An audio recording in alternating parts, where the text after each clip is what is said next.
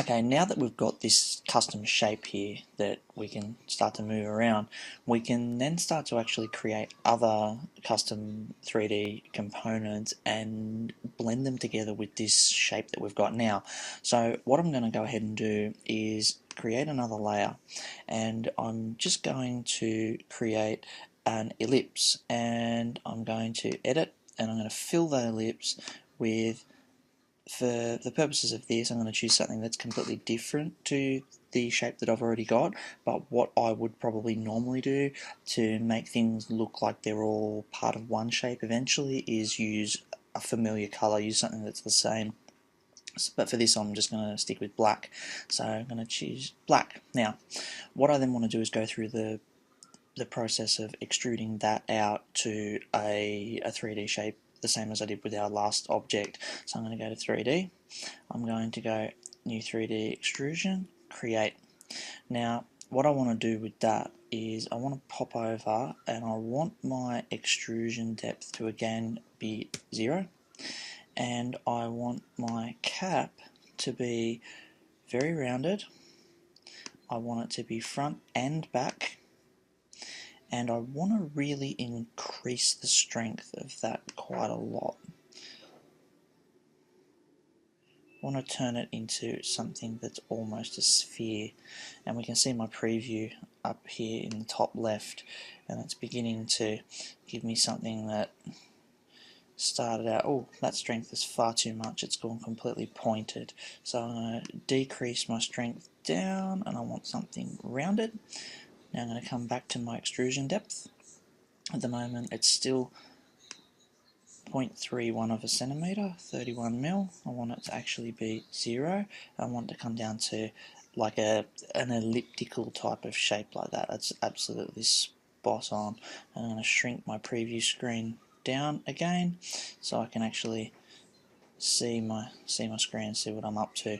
Now what I want to do is I actually want to start moving this around, so let's just bring that across and let's start putting this all back together again. Now what I want to now do, I'm going to switch out. Now I've got this elliptical little shape, I've got my original shape, but they're on separate layers.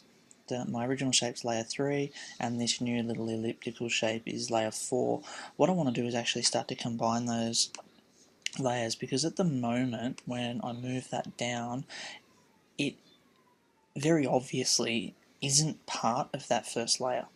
So what I want to do is I actually want to now come up to layer, and I actually want to, so what I now actually want to do is I actually want this little ellipse to become part of the 3D shape that I've created. So what I actually have to do is I actually have to merge those layers together. So what I do is I come up to layer and I say merge down. So layer 4 will merge into layer 3. So this little ellipse will go into layer 3.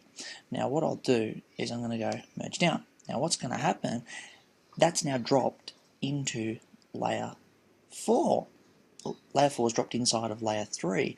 Now it's in there, but you think, where's it gone? What's actually happened is it's inside it, because we've grouped those layers together, and what you can see when you start moving things around is that those layers have actually become part of one another. But it gives me the opportunity now to actually move those layers around and start to actually create something. I'm actually going to now create another new layer. So what I'm going to start doing here is turning this into a bit of a face. So I'm going to turn it into a bit of a character. So what I'll now do, I'm going to create another ellipse. I'm going to fill that ellipse in with black again. And we're going to go through the process of creating another 3D object out of that 3D extrusion. Come over to my cap, change my contour, increase the strength. Let's just see how that looks. Yeah, that's about right. Come back over to my extrusion depth, and I want it to be 0. Oh no, see what I've done here? I've actually didn't do the front and the back. So let's pop back over to the cap. I'm going to change that to both front and back. And if I shift that, even just slightly, it'll pop the back out as well as the front. Pretty happy with the shape of that. So let's shrink that back down again so I can actually see what I'm doing. Now, this little 3D object, I can start to move into place.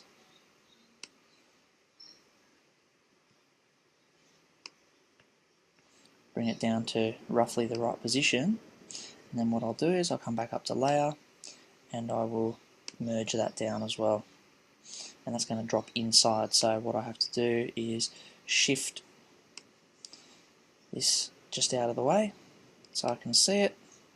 I'm going to move this right up forward so I know where it is, move it over there roughly into the right spot, and then we'll start to play with our 3D components and move them into the right positions.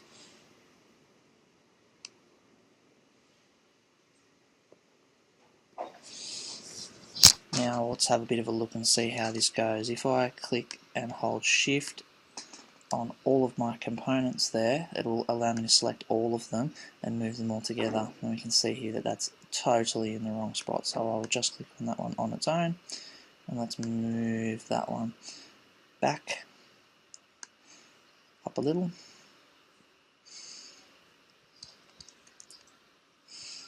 Press shift, select all those components, and I'll start to move this around on its own so I can now start to see what my little face is beginning to look like.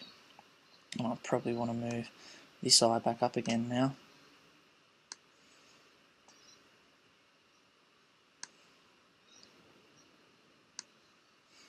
It'll be a lot of fun starting to move things around.